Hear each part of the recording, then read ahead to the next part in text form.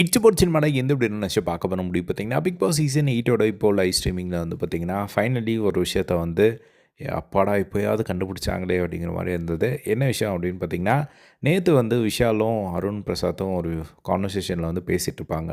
அதாவது ticket two finale task வந்து நடக்கப்போகுது. ஏன்னா டிக்கெட் டூ ஃபினாலேக்கு பயங்கரமா பில்டப் எல்லாம் வந்து குடுத்தாங்க.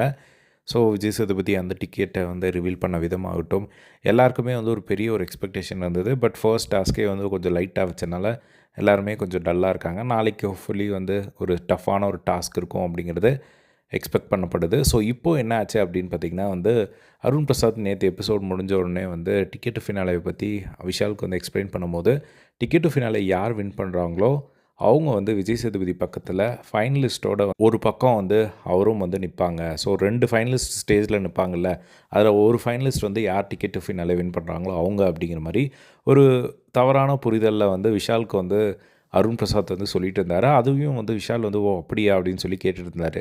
சரி இது இப்படியே தான் இவங்க யோசிச்சுட்டு விளையாடிட்டு இருந்தாங்க டிக்கெட் டு ஃபினாலேவே அப்படின்னா, கண்டிப்பா ஒரு பெரிய ஒரு ஏமாற்றம் இருக்குமே அப்படிங்கிற ஒரு யோசனை இருந்துட்டே இருந்தது. ஸோ ஃபைனலா இப்போ லைவ்ல என்ன ஆச்சு அப்படின்னு பார்த்தீங்கன்னா வந்து, அருண் பிரசாத் வந்து அவரே வந்து சொல்றாரு, டிக்கெட் டு ஃபினாலே யார் வின் பண்றாங்களோ, அவங்க வந்து ஃபைனலிஸ்ட் கிடையாது.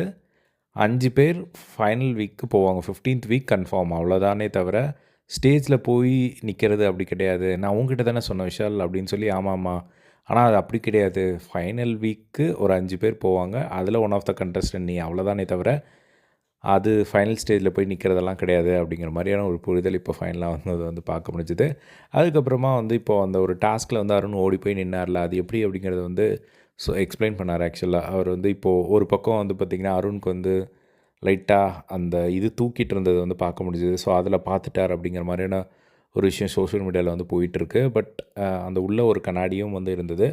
ஸோ, அவரு அது மட்டும் இல்லாம இன்னொரு பக்கம் அவர் இப்போ என்ன சொன்னார் அப்படின்னா, முத்துக்குமரன் நானும் வந்து பிளான் பண்ணோம். முத்துக்குமரன் ஃபர்ஸ்ட்டு என்ன சொன்னாப்புல அப்படின்னா, ஓடி போய் வந்து தொட்டுறலாம் அப்படிங்கிற மாரி. சரி முத்து வந்து ஓடிட்டுருப்பான் அப்படின்னு சொல்லி, நானும் வந்து ஃபாஸ்ட்டா ஓடணும் அப்படின்னு சொல்லி தான் வந்து ஓடுனேன். எப்படியோ ஓடி போய் தொட்டுட்டேன் அப்படிங்கிற மாரி வந்து சொல்லிட்டுருந்தாங்க. இதே மாரி ஒரு 5 டாஸ்க் வந்தா ஜெயிச்சா நல்லாயிருக்கும். அதை டிக்கெட்டு ஃபினாலே வின் பண்ணா நல்லாயிருக்கும் அப்படிங்கிற மாரி அருண் வந்து சொல்லிட்டு இருந்தாரு. எனக்கு தெரிஞ்சு இதுக்கு மேலே வந்து ஒரு இந்த மாரி நார்மலான டாஸ்க் கொடுக்க மாட்டாங்கன்னு நினைக்கிறேன். ஸோ வெயிட் பண்ணி வந்து பார்க்கலாமே என்ன நடக்குது அப்படின்னு சொல்லிட்டு. ஸோ இதே மாரி எல்லாம் பிக் பாஸ் அப்டேட்ஸ் தெரிஞ்சுக்க நம்மளோட சேனலை சப்ஸ்கிரைப் பண்ணி சப்போர்ட் பண்ணுங்கள். தேங்க்ஸ் ஃபார் வாட்சிங். Yes by.